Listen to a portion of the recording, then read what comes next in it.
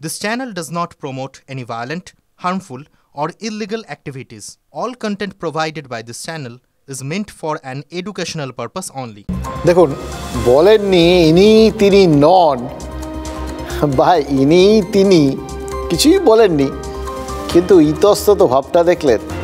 অনেক সময় নীরবতা বা এড়িয়ে যাওয়া থেকে অনেক কিছু কনফার্ম হয়ে যায়, জানেন তো। যাই হোক, কনফার্ম আপনারা হলেন কি না বা উনি করলেন কি না এটা আপনাদের আর ওনার ব্যাপার।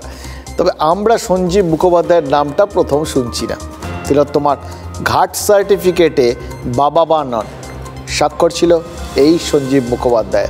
তিলোত্তমার বাবা পরে অভিযোগ করেছিলেন যে মেয়ের অন্ত্যেষ্টির খরচটুকুও তাকে করতে দেওয়া হয়নি। কিন্তু ময়নাতদন্তকারী দলের প্রধান অভিযোগ এই যে কাকুকে ঘিরে, মানে যেটা আমরা শুনেছিলাম যে তাড়াহুড়ো, রক্তগঙ্গা, এরপর এই কাকুকে তো আর হেলাফেলা করা যায় না। আমরা যোগাযোগ করেছিলাম তিলোত্তমার কাকুর সাথে, এই কাকুর সাথে।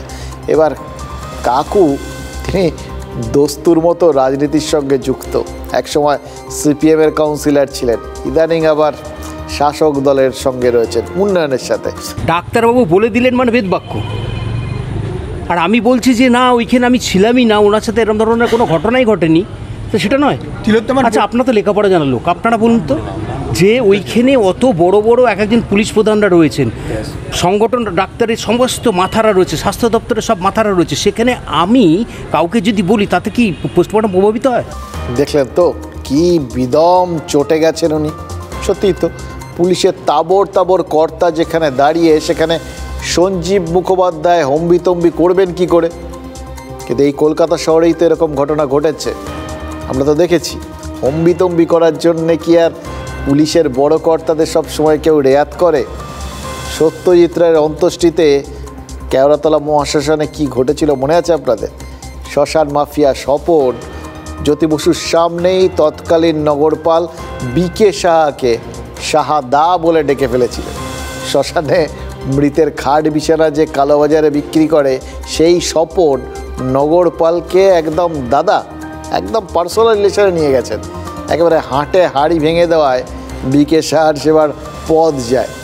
তিনিই কলকাতা পুলিশের বোধহয় প্রথম নগরপাল যাকে সরানো হয়েছিল। তারপর রিজওয়ানুর কাণ্ডে প্রসূন মুখোপাধ্যায় সরেছেন, এবারও নগরপালকে অবশ্য সরানো হয়েছে।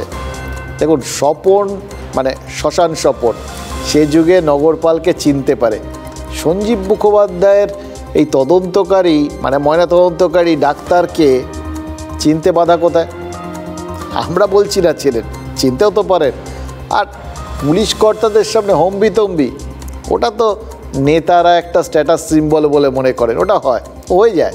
এই জন্যই জুনিয়র ডাক্তাররা ওই লালবাজারে ওই ফ্রেমে একটা শির দ্বারা পারমানেন্টলি ট্রান্সপ্ল্যান্ট করে দিয়ে এসছে। আর সঞ্জীব মুখোপাধ্যায় তিনি নিজেই প্রভাবশালী হবেন এরকম মাথার দিব্যি কে দিয়েছে? তিনি কোনো প্রভাবশালীর দূতও তো হতে পারেন, তাই না? তিলোত্তমার পরিবারকে নজরে আর চাপে রাখতে তাকে তো ব্যবহার করাও হয়ে থাকতে পারে। আজ ওড়িশা থেকে ফিরেই পানিহাটির বিধায়ক নির্মল ঘোষের বাড়িতে গেছিলেন সঞ্জীববাবু। ব্যারাকপুরের সাংসদ পার্থ ভৌমিক এবং বিধায়ক সোমনাথ শ্যামও ছিলেন। ঘণ্টাখানেক রুদ্ধদ্বার আলোচনা হয়েছে। কী আলোচনা হলো? দেখুন, আলোচনা তো তারা করতেই পারেন। এটা নিয়ে অবশ্য নিন্দুকেরা যদি এখন বলেন যে কী এমন ঘটলো ওই ওড়িশার থেকে ফেরার পরেই তাকে এরকম তড়িঘড়ি আলোচনার টেবিলে বসতে হলো, এতটা গুরুতর কিছু কি আছে? মানে জাস্ট ঘটেছে, তাই আপনাদের সাথে শেয়ার করলাম। অপূর্ব ঘোষ গতকাল বলে এলেন রক্তগঙ্গা বইবে, ওনাকে বলে শাসিয়েছে, আবার আজকে বলছেন যে না, ব্যাপারটা সেরকমটা নয়। অপূর্ব ঘোষদেরকে যেভাবে এরা কেন যুক্ত হয়েছিলেন, কেন ওই যে ফরেন্সিক ইয়েতে পোস্টমর্টমে যাদের যাদের ঠিক সঠিক নিয়ম মেনে থাকার কথা তারা কেন থাকেননি, কেন ওই মৃতদেহটাকে পুড়িয়ে দেওয়ার জন্য অত তাড়া ছিল? সঞ্জীব যিনি আছে, এনাকে গ্রেপ্তার করা হোক, নির্মাল্য ঘোষকে গ্রেপ্তার করা হোক, এই ধরনের লোককে টালার ওসিকে যেভাবে গ্রেপ্তার করা হয়েছে, এদেরকে গ্রেপ্তার করে জেরা করা হোক, সত্যিটা খুব তাড়াতাড়ি সামনে আসবে।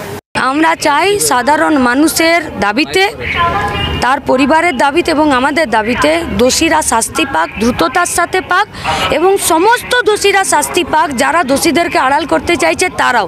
সেক্ষেত্রে তদন্তকারী সংস্থারা যা তদন্তের লিঙ্ক পাচ্ছেন, খেই পাচ্ছেন, সেই অনুযায়ী করুন, কিন্তু দ্রুততার সাথে করুন। পানিহাটির বিধায়ককে 7 ঘন্টা কিন্তু জিজ্ঞাসাবাদ করেছে সিবিআই। তিলোত্তমার দেহ নিয়ে পুলিশ যখন পানিহাটিতে পৌঁছেছিল তখন স্থানীয় বিধায়ক নির্মল ঘোষ সেখানে ছিলেন। তিলোত্তমার বাবা মাও কিন্তু তখন সেখানে পৌঁছতে পারেননি। 9ই আগস্টের না বললেই নয়তে আপনারা দেখেছিলেন নির্মল ঘোষের প্রতিক্রিয়া, তখন আমরা একদম ঝট করে ধরে ফেলেছিলাম ওনাকে। এবার তিলোত্তমার অন্ত্যেষ্টিতেও এই স্থানীয় বিধায়ক উপস্থিত ছিলেন, স্থানীয় জনপ্রতিনিধি। এলাকাবাসীর দুঃসময় পাশে দাঁড়াতেই পারেন, এটা তো নতুন কিছু নয়। কিন্তু তিলোত্তমার বাবা মা বন্ধ খামে সুপ্রিম কোর্টের কাছে কিছু অভিযোগ করেছেন। এবার সুপ্রিম কোর্ট সেটাকে খতিয়ে দেখতে এজেন্সিকে নির্দেশও দিয়েছে। আচ্ছা, নির্মল ঘোষকে কি সেই সব চিঠির ভিত্তিতেই ডাকা হলো? মানে জাস্ট আমরা তো জানি না বন্ধ খামে কী আছে, ফলে আমি জাস্ট 2 2 4 এটা মনে হলো, তাই আমি শেয়ার করলাম।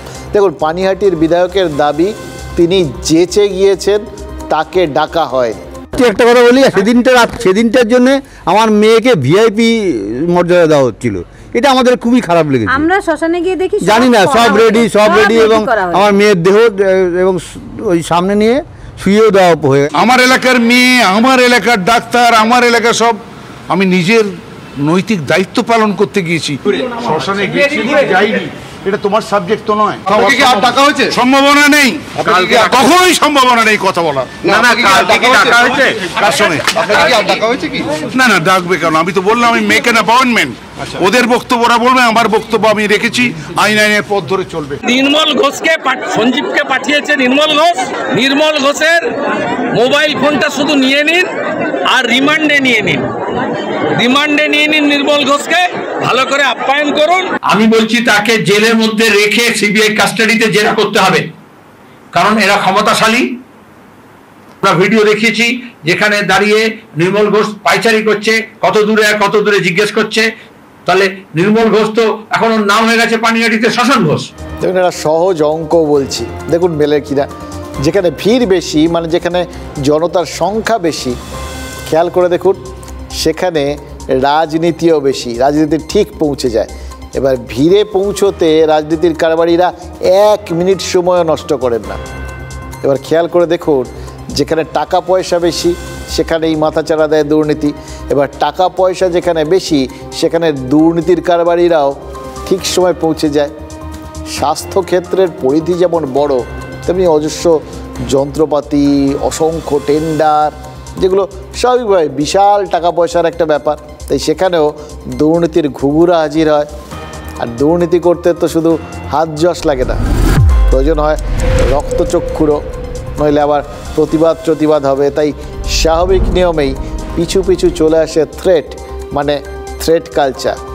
আর সেখানেই কোথাও না কোথাও আমরা দেখছি কি স্বাস্থ্য থেকে টলিউড সব মিলেমিশে একাকার হয়ে যাচ্ছে, সব কমন স্ট্রিং, এক সিস্টেম। আরজি করে তিলোত্তমার পরিণতি একটা বিস্ফোরণ ঘটিয়েছে, যার ফলে আড়ালে আবডালে থাকা এই দুর্নীতি আর থ্রেট কালচারের প্যান্ডোরার বাক্সটা খুলে গেছে। জানেন তো, দুর্নীতি ঢাকতে থ্রেট, মৌরুসি পাট্টা চালাতেও থ্রেট, একের পর এক অভিযোগ বেরিয়ে আসছে সামনে।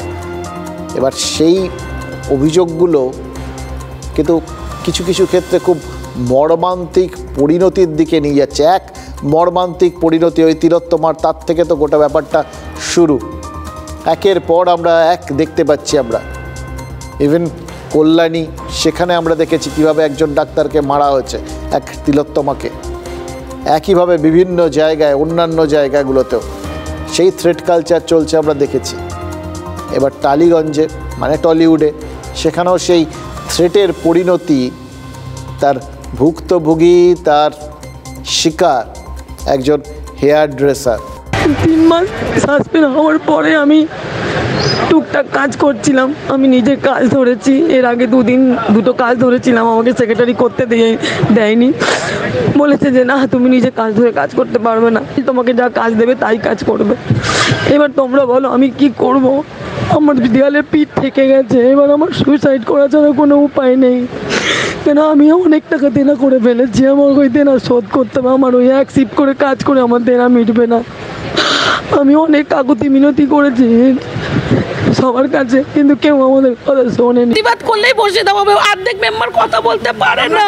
আমরা বললে আমাদেরকে কার্ড ক্যান্সেল করে দেওয়ার হুমকি দেওয়া হয়েছে রীতিমতন, দেখো পারি কিনা। সেই 1 মে ওই সময় থেকে ওর উপরে এই ধরনের মানসিক নির্যাতন চলছে। একটা চিঠি দেওয়া হয় যে চিঠিটার কোনো আইনি বৈধতা নেই। আত্মহত্যার চেষ্টায় বাঁচানো হয়েছে, কিন্তু তাকে নাকি আগে হসপিটালে নিয়ে যাওয়া হয়নি, আগে থানায় নিয়ে যাওয়া হয়েছে। তো ফলে হসপিটাল তাকে বাঁচানোর জায়গা, আর থানা হচ্ছে একটা অভিযোগ পাল্টা অভিযোগের মঞ্চ তৈরি করার জায়গা। এখানে ক্রিয়েটিভ ওয়ার্ল্ড, এখানে কোনো হুমকি বা কাউকে জোর করে কাজ বন্ধ করে দেওয়ার কোনো ঘটনা ঘটে না। হুমকি দিচ্ছেন যারা বলছেন দেখে নেবো, বুঝে নেবো, শেষ দেখে ছাড়বো, এটাকে কি বলে বলুন? আপনি থ্রেট বলবেন না এটাকে কি বলবেন? আমি তো জানি না, আমার ভাষায় তো হুমকি বা থ্রেট বলে। আমরা তো কাউকে বলিনি যে বুঝে নেবো, দেখে নেবো। দেখুন, ফেডারেশনের দাবি হেয়ার ড্রেসার কর্মহীন হননি, কাজ করেছেন, মিথ্যে কথা বলা হচ্ছে। আচ্ছা একটা কথা বলুন তো, 3 মাসের জন্য সাসপেন্ড করা হয়নি, এটা কি ফেডারেশন জোর দিয়ে বলছে? অকারণে একজন সুইসাইড করতে যাবেনই বা কেন? তাকে নিয়ে কী হচ্ছে না হচ্ছে, রাজনীতি কি বলছে না বলছে, সে তো পরের কথা। কেউ কি নিজেদের হাতে একটুখানি কেরোসিন ঢেলে বা একটু ছ্যাঁকা খেয়ে বুঝবেন কি পরিমাণ যন্ত্রণা হয়? সবাই তো কোনো না কোনো সময় একটু ছ্যাঁকা ঠেকা খেয়েছি আমরা, জানি না পুড়ে গেলে কীরকম কষ্ট হয়। আর সেখানে একজন গায়ে কেরোসিন ঢেলে আগুন জ্বালিয়ে দিয়েছেন মজা করতে। ফেডারেশন এই সুইসাইডের চেষ্টার অন্য কোনো কারণ কি বলছে? তবে খেয়াল করে দেখবেন, এই থ্রেট কালচারের শিকার অধিকাংশ ক্ষেত্রে হচ্ছেন মহিলারাই। অথচ এটাই আয়রনি, জানেন তো, মহিলাদের এই রাজ্যে সবথেকে বড় ভোট ব্যাংক হিসেবে ধরা হয়, সবথেকে বড় শক্তি তারাই। ভোট ব্যাংক মানেই তো শক্তি। আমাদের মুখ্যমন্ত্রীও মহিলা, কন্যাশ্রী, রূপশ্রী, লক্ষ্মীর ভাণ্ডার সবই মহিলা কেন্দ্রিক প্রকল্প। মানে একটা রাজ্য যে সম্পূর্ণরূপী একটা মহিলাদের জন্য যার আলাদা জায়গা রয়েছে, সেই রাজ্যে যাবতীয় কিছু ঘটছে মহিলাদের বিরুদ্ধেই।